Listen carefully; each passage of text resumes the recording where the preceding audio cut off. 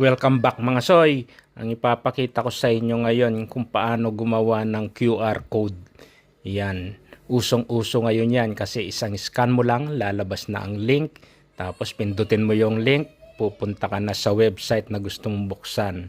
Lalong-lalo na sa mga location mga soy, sa mga invitation card.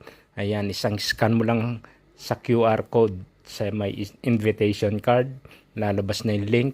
Minsan nga parang diretso pa sa map eh. So yan ang aking ipapakita ngayon mga soy. Simulan na natin. So buksan nyo lang yung browser, tapos palitan natin yan. I-type lang natin yung just free QR.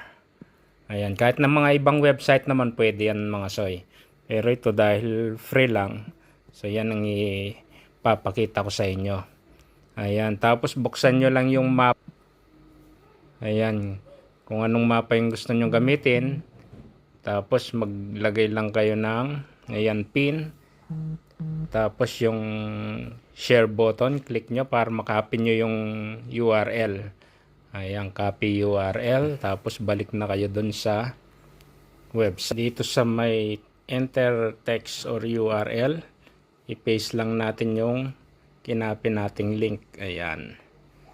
Tapos sa baba, generate QR code. Ayan, pagka-generate ng QR code, subukan ko nga dito sa isang cellphone. Ayun, nagbukas siya mga soy. So ito na yung QR code. I-download nyo lang yan.